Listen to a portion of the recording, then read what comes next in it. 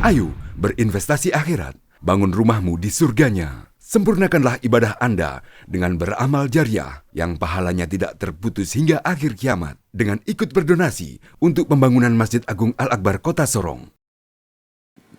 Assalamualaikum warahmatullahi wabarakatuh. Bismillahirrahmanirrahim. Alhamdulillahirabbil alamin.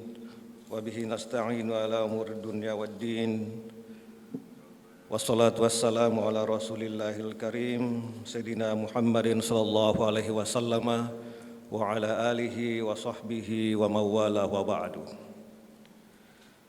Bapak Ibu jamaah salat subuh Masjid Al-Akbar rahimakumullah.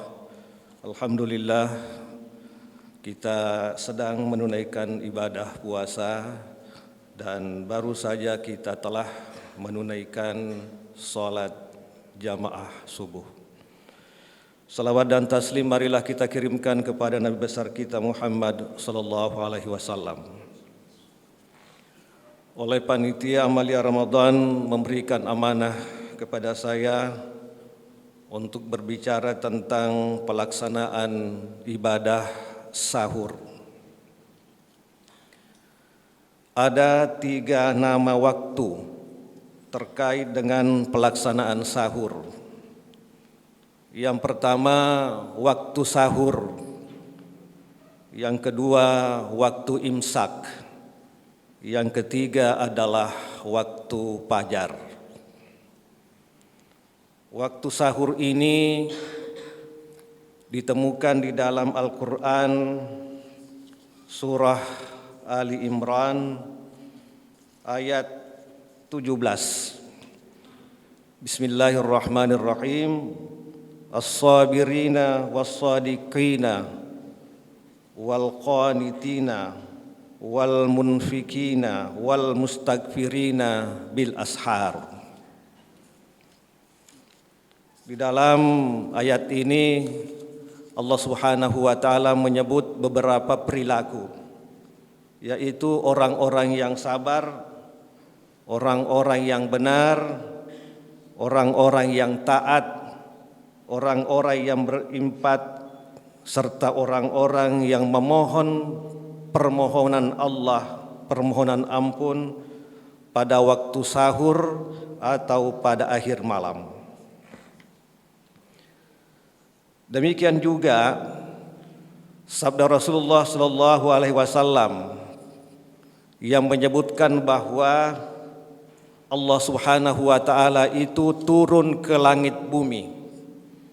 Dalam arti Allah itu sangat dekat dengan hambanya pada setiap malam, yaitu ketika sepertiga malam terakhir. Apa yang terjadi pada saat itu? Yang pertama, Allah berfirman, siapa yang berdoa pada saat itu, maka aku akan kabulkan, dan siapa yang meminta, memohon, maka aku akan memberinya, dan siapa yang memohon ampun, maka aku akan memberikan ampunan. Kapan waktunya itu? Waktunya itu sekitar sepertiga malam terakhir. Sepertiga malam terakhir itu diperkirakan jam 1.30 sampai jam 4.30. Nah, ini yang kemudian disebut dengan waktu sahur. Jadi, Bapak Ibu hadirin yang saya hormati, di situ Allah turun dalam arti sangat dekat. Maka kemungkinan yang terjadi pada saat itu umat Islam bisa melaksanakan ibadah dalam arti ibadah berkaitan dengan zikir, Al-Quran, salat dan sebagainya, dan bisa saja menunaikan apa yang disebut dengan makan sahur. Waktu yang kedua dikenal dengan waktu imsak. Waktu imsak ini, Bapak Ibu hadirin yang saya hormati, ini yang kadang-kadang menjadi persoalan.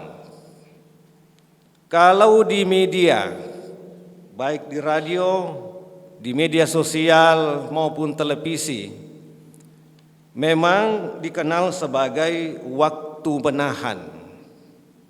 Kira-kira 10 menit sebelum masuk waktu fajar atau waktu subuh. Pertanyaannya adalah,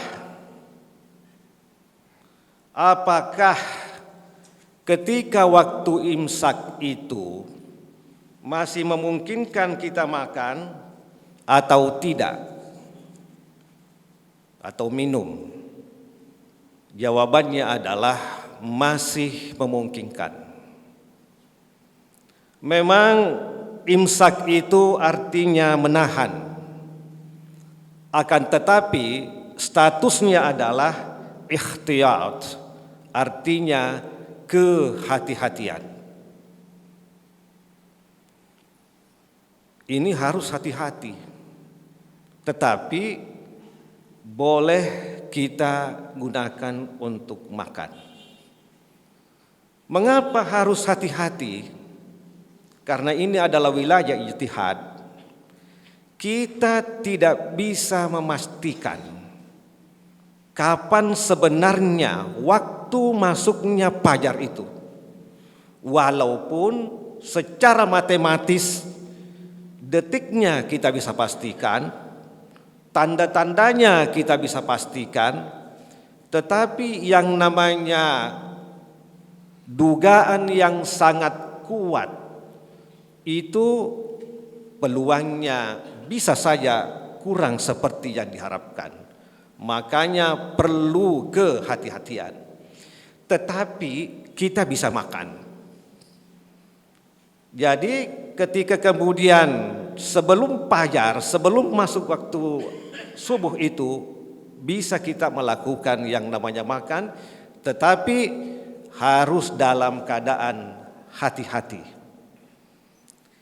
Karena itu memang perlu kita atur. Kalau itu waktu 10 menit, maka seharusnya 5 menit itu paling tidak itu sudah harus kelar.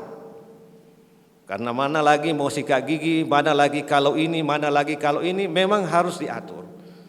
Ini adalah hal-hal yang bisa terjadi pada saat waktu imsak. Tetapi ketika kepepet, terlambat bangun, maka kondisi ini sangat sekali, sama sekali kita bisa manfaatkan secara optimal. Lalu kemudian kita masuk waktu fajar, waktu subuh. Tadi disebutkan bahwa selisih waktunya kurang lebih 10 menit.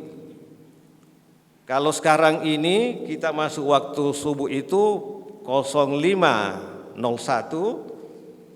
maka imsaknya itu 04.51. Bagaimana petunjuk Nabi Shallallahu Alaihi Wasallam berkaitan dengan imsak, berkaitan dengan sahur? Nabi Shallallahu Alaihi Wasallam bersabda, "Tasahharu fa inna fis suhuri barakah." Kalian makan sahurlah semua, karena sesungguhnya dalam makan sahur itu ada berkah.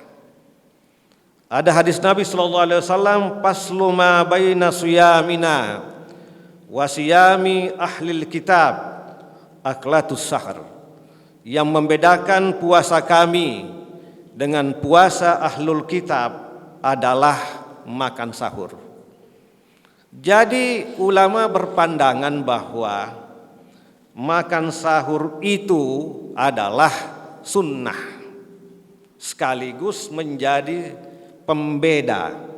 pembeda cara berpuasa umat Islam dengan ahlul kitab. Petunjuk Nabi Shallallahu Alaihi Wasallam berkaitan dengan makan sahur secara umum, yaitu segerakan berbuka dan akhirkan waktu sahur. Jadi kita harus segera berbuka, jangan tunda, tetapi kita harus sedikit memperlambat waktu sahur. Apa yang harus dilakukan? Yang harus dilakukan adalah kita harus melihat waktu sahur ini dalam perspektif yang baru, dalam pandangan yang baru. Kita harus meraih keberkahan dengan dua cara sekaligus. Yang pertama, memperkokoh makanan spiritual. Membaca Al-Quran, zikir, sholat tahajud, berniat baik, memohon ampun dan sebagainya.